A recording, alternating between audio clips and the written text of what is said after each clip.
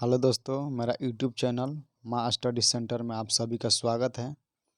मैं आज बताने वाला हूँ 12 क्लास का हिंदी का ऑब्जेक्टिव क्वेश्चन, जो कि आपके एग्ज़ाम के लिए बेहतर होगा। 2022 के एग्ज़ाम के लिए सबसे अच्छा ऑब्जेक्टिव क्वेश्चन जो है वही बताने वाला है, जो कि आपके एग्ज़ाम के लिए बेहतर होगा। ये जितना इसमें क्वेश्चन बताएंगे एग्ज़ाम ओरिएंटेड क्वेश्चन बताएंगे, और ये जो क्वेश्चन बता रहे हैं ये बार बार एग्ज़ाम में पूछे गए क्वेश्चन हैं, और इसको याद कर लीजिएगा, क्योंकि ऐसा क्वेश्चन आपको एग्ज़ाम में देखने को ज़रूर मिलेगा। चलिए चलते हम अपना प्रश्न देखते हैं। और ये जो 28 नंबर क्वेश्चन से हम बता रहे हैं, इसके आगे हम क्वेश्चन बता दिए हैं अगला वीडियो में, क्योंकि वो वीडियो लंबा ना हो जाए इसलिए हम छोटा छोटा वीडियो करके बता रहे हैं। अब यहाँ से बताएंगे आपको 50 तक बताने के बाद फिर आपको अगला वीडियो में बताएंगे, क्योंकि ये 100 गो ऑब्जेक्टिव हैं, तो इसको थोड़ा थोड़ा बताएंगे। नहीं तो अगर 100 गो एडजेक्टिव एक ही वीडियो में बता देंगे तो थोड़ा लंबा वीडियो हो जाएगा, इसलिए छोटा छोटा पार्ट में करके आप सभी के लिए बता रहे हैं। 28 नंबर क्वेश्चन है आपका कि भूषण की कविता में कौन रस पाया जाता है। भूषण की कविता में कौन रस पाया जाता है। तो इसका 28 नंबर क्वेश्चन का आपका राइट आंसर हो जाएगा, 28 नंबर क्वेश्चन का आपका राइट आंसर हो जाएगा सी, यानी कि वीर रस, यानी कि वीर रस। अगला प्रश्न है आपका कि जहाँ भय है वहाँ मेघा नहीं हो सकती। जहाँ भय है वहाँ मेधा नहीं हो सकती। जहाँ भय है वहाँ मेधा नहीं हो सकती, किस पाठ की उक्ति है, यानी कि यह जो है शब्द किस पाठ से ली गई है। तो इसका राइट आंसर हो जाएगा आपका डी। इसका राइट आंसर हो जाएगा आपका डी, शिक्षा पाठ से यह पंक्ति ली गई है। अगला प्रश्न है कि जय कृष्णमूर्ति का पूरा नाम क्या है। जय कृष्णमूर्ति का पूरा नाम क्या है, यानी कि 30 नंबर क्वेश्चन का आपका राइट आंसर हो जाएगा बी। 30 नंबर क्वेश्चन का राइट आंसर हो जाएगा बी, यानी कि जिद्दू कृष्णमूर्ति। जिद्दू कृष्णमूर्ति हो जाएगा। इसका राइट आंसर हो जाएगा बी, जिद्दू कृष्णमूर्ति। अगला प्रश्न है कि अर्धनारीश्वर शीर्षक पाठ के लेखक कौन है। अर्धनारीश्वर शीर्षक पाठ के लेखक कौन है। तो 31 नंबर क्वेश्चन का आपका राइट आंसर हो जाएगा, 31 नंबर क्वेश्चन का राइट आंसर हो जाएगा सी, यानी कि रामधारी सिंह दिनकर हो जाएगा। यहाँ पर सी हो जाएगा। अगला प्रश्न है कि चंद्रधर शर्मा गुलेरी का कहानी है। चंद्रधर शर्मा गुलेरी की कहानी है। तो 32 नंबर क्वेश्चन का आपका राइट आंसर हो जाएगा डी। 32 नंबर क्वेश्चन का राइट आंसर हो जाएगा डी, यानी कि उसने कहा था। उसने कहा था, इसका राइट आंसर हो जाएगा डी। चलिए अगला प्रश्न देखते हैं। शिक्षा शीर्षक निबंध के रचनाकार कौन है। शिक्षा शीर्षक निबंध के रचनाकार कौन है। 33 नंबर क्वेश्चन का आपका राइट आंसर हो जाएगा ए, यानी कि जय कृष्णमूर्ति।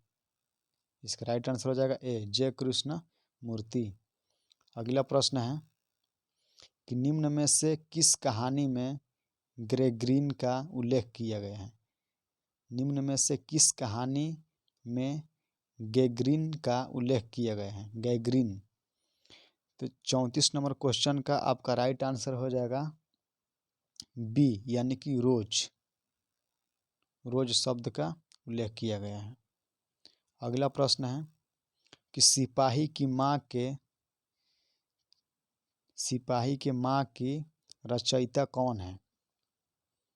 35 नंबर क्वेश्चन पूछा है कि सिपाही की माँ के रचयिता कौन है। तो 35 नंबर क्वेश्चन का आपका राइट आंसर हो जाएगा ए, यानी कि मोहन राकेश। अगला प्रश्न है कि ओ सादानीरा किस विधा के अंतर्गत हैं? ओ सादानीरा ओ सादानीरा किस विधा के अंतर्गत हैं? यानी कि 36 नंबर क्वेश्चन का आपका राइट आंसर हो जाएगा बी, निबंध। अगला प्रश्न है कि जयप्रकाश नारायण रचित पाठ का नाम है। जयप्रकाश जो पाठ लिखे हैं वो कौन सा है इसमें से? तो 37 नंबर क्वेश्चन का आपका राइट आंसर हो जाएगा सी, यानी कि संपूर्ण क्रांति। इसका राइट आंसर हो जाएगा सी, संपूर्ण क्रांति। अगला प्रश्न है कि बालकृष्ण भट्ट किस युग के रचनाकार हैं? बालकृष्ण भट्ट किस युग के रचनाकार हैं? तो 38 नंबर क्वेश्चन का आपका राइट आंसर हो जाएगा ए, भारतेंदु युग का। भारतेंदु युग का इसका राइट आंसर हो जाएगा ए। इसमें जितना क्वेश्चन बताएंगे दोस्तों आपको एग्ज़ाम के लिए बहुत बेहतर होगा। इससे बाहर आने का चांस नहीं है मेरा, अगर पूरा वीडियो देख लेते हैं तो, क्योंकि ये सब जो बता रहे हैं आपको क्वेश्चन, ये बार बार एग्ज़ाम में पूछे जाने वाला क्वेश्चन है। प्रीवियर एक तरह से कहें तो प्रीवियस ईयर्स क्वेश्चन है।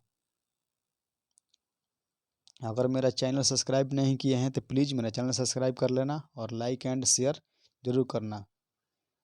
चलिए दोस्तों देखते हैं अगला प्रश्न कि भैरव भैरव रामायण किनकी रचना है? भैरव रामायण किनकी रचना है? तो 39 नंबर क्वेश्चन का आपका राइट आंसर हो जाएगा सी, यानी कि तुलसीदास का।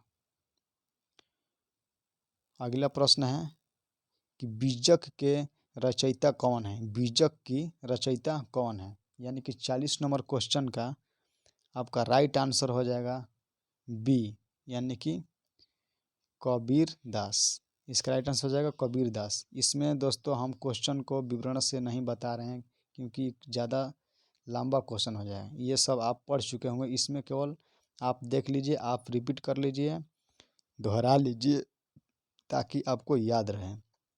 इसमें अगर हर क्वेश्चन का अगर हम थोड़ा डिटेल्स में बताने लगे तो इस वीडियो लंबा हो जाएगा, इसलिए हम इसमें जो इसका राइट आंसर वो बता ले रहे हैं, क्योंकि ये सब तो आप पहले के पढ़ चुके होंगे, इसलिए आप इसमें एक बार दोहरा ले ताकि आपको एग्ज़ाम के लिए अच्छा तैयारी हो जाए। तो इसका राइट आंसर हो जाएगा आपका बी। 41 नंबर क्वेश्चन है कि आलस्य शब्द का विशेषण है। आलस्य शब्द का विशेषण है, यानी कि 41 नंबर क्वेश्चन का राइट आंसर हो जाएगा आपका सी, आलस्यपन। आलस्यपन हो जाएगा इसका राइट आंसर। अगला प्रश्न है कि अध्यापका शब्द में उपसर्ग हैं।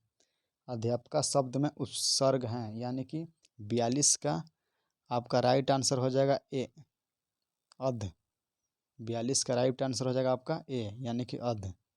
अगला प्रश्न है आपका 43 नंबर कि सब परिवार शब्द में उपसर्ग हैं। सब परिवार शब्द में उपसर्ग कौन सा है? तो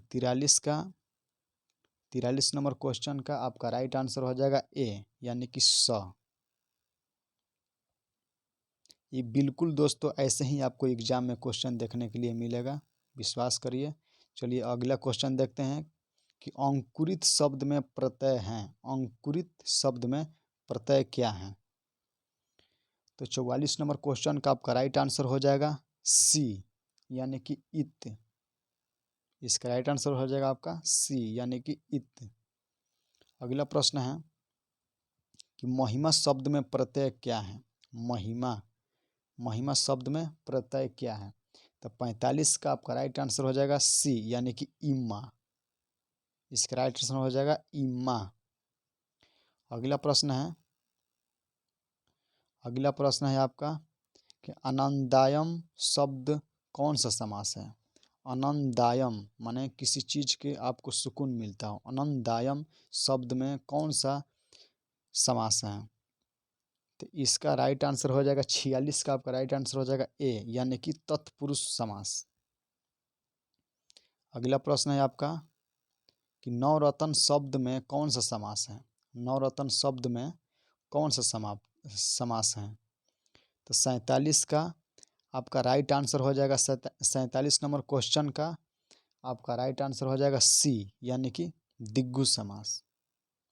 इसका राइट आंसर हो जाएगा दिग्गु समास।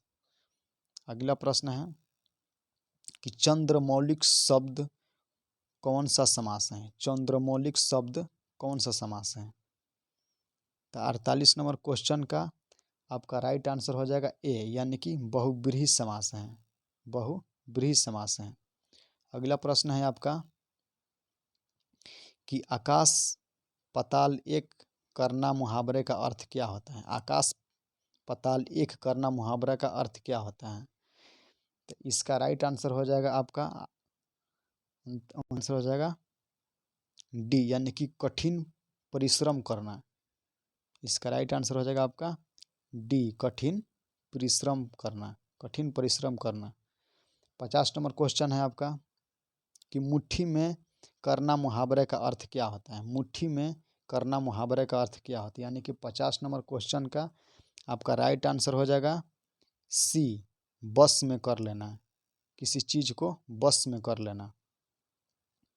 अगला प्रश्न है आपका कि सूरदास किस भाषा के कवि थे। सूरदास किस भाषा के कवि थे, यानी कि 51 नंबर क्वेश्चन का आपका राइट आंसर हो जाएगा 51 नंबर क्वेश्चन का राइट आंसर हो जाएगा आपका बी, यानी कि वज्र भाषा की। वज्र भाषा की। सूरदास किस भाषा के कवि थे। वज्र भाषा की। वज्र भाषा की। इसका राइट आंसर हो जाएगा बी। इसका राइट आंसर हो जाएगा बी। 52 नंबर क्वेश्चन है आपका कि दलित साहित्य का सौंदर्य शास्त्र नामक आलोचना पुस्तक किसने लिखी थी।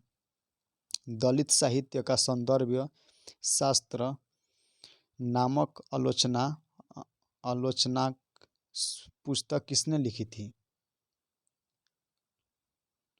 पुस्तक किसने लिखी थी, यानी कि 52 का आपका राइट आंसर हो जाएगा ए, यानी कि ओम प्रकाश वाल्मीकि ने। ओम प्रकाश वाल्मीकि। ठीक है, ओम प्रकाश वाल्मीकि ने लिखा था। चलिए दोस्तों, इससे आगे वाला जो प्रश्न है हम अगला वीडियो में देखेंगे ताकि वीडियो लंबा ना हो।